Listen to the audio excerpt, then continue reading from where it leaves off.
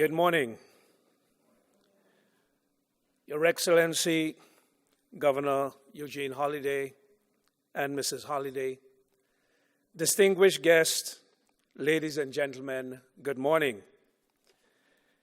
It is a pleasure to be amongst fellow St. Martiners and our invited and distinguished guests who share a strong interest in St. Martin's development. The government is right with you on this.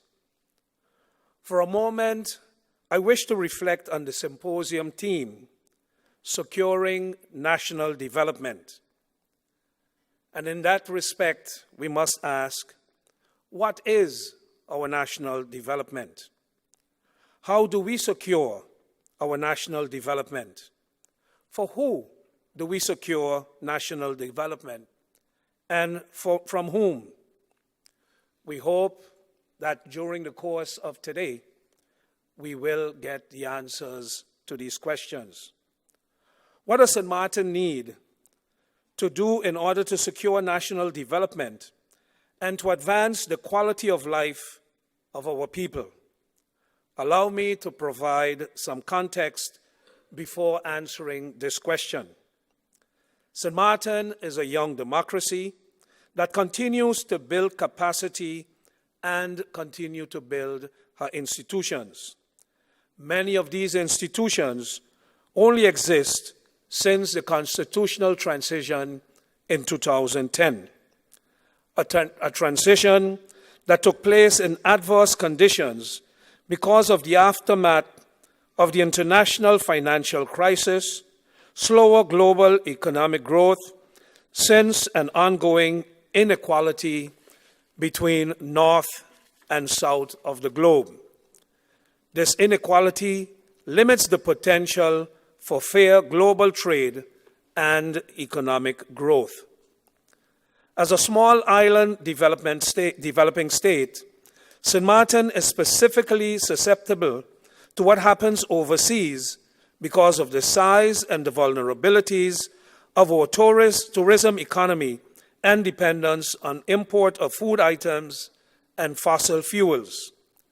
In addition, sea levels will continue to rise, and more severe weather events will challenge our infrastructure and our beaches. Let me, at this point, reaffirm our greatest strength, the indomitable spirit and resilience of St. Martiners to rise to the occasion despite adversities.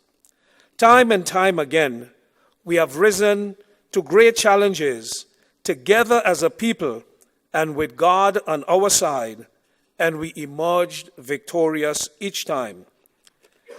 It is our collective devotion to St. Martin and a determination to work hard together in unity towards a common purpose that we have progressed and have overcome natural disasters that threatened our livelihood. The past is our inspiration to attain a destination where equality and quality of life will be realized and protected. We should reach at this destination using our own strength, independent of others, but in good relations with the global community and regional partners.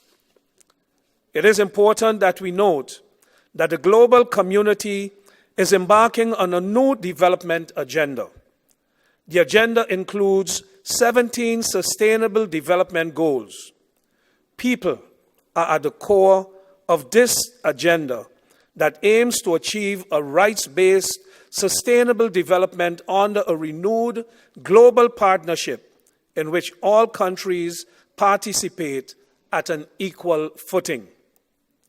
Poverty eradication, environmentally friendly economic development, and addressing inequalities are central in this new agenda.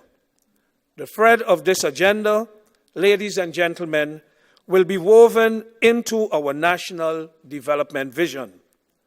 Resources and capacity to support sustainable development of our island depends on our recognition that we are part of the global community and its development agenda. Let me highlight the main priorities my government is focusing on to secure our country's national development.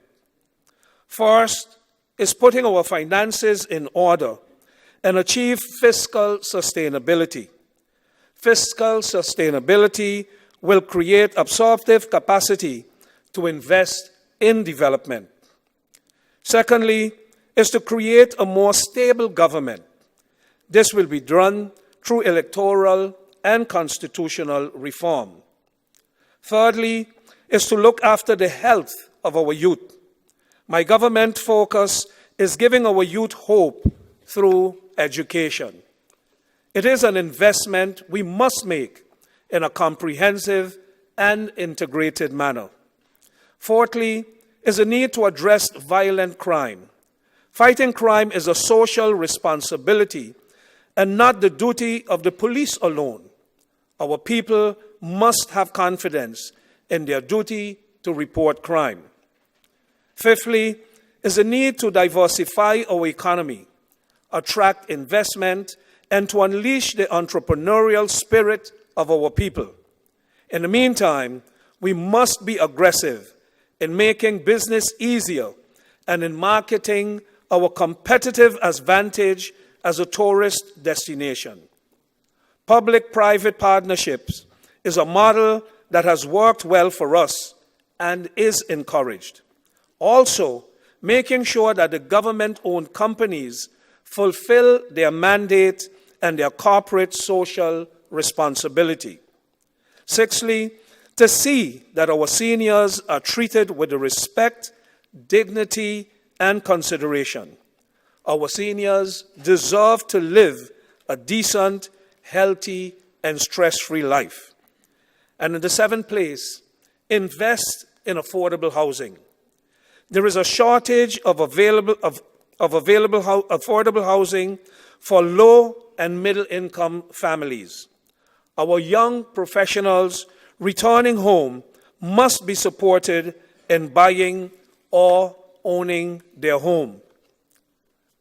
Fellow St. Martiners and distinguished guests, my government fully supports the need for St. Martin to have a strategic plan that sets out the development priorities in the short and medium term.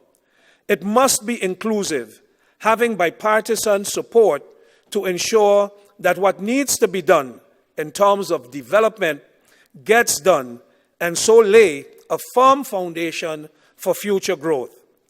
In this future, nobody is to be left behind. Adversities have always ignited a unity of purpose and collective resolve to work in the best interest of our beloved country. I am confident such spirits have been strengthened and will continue to guide our future.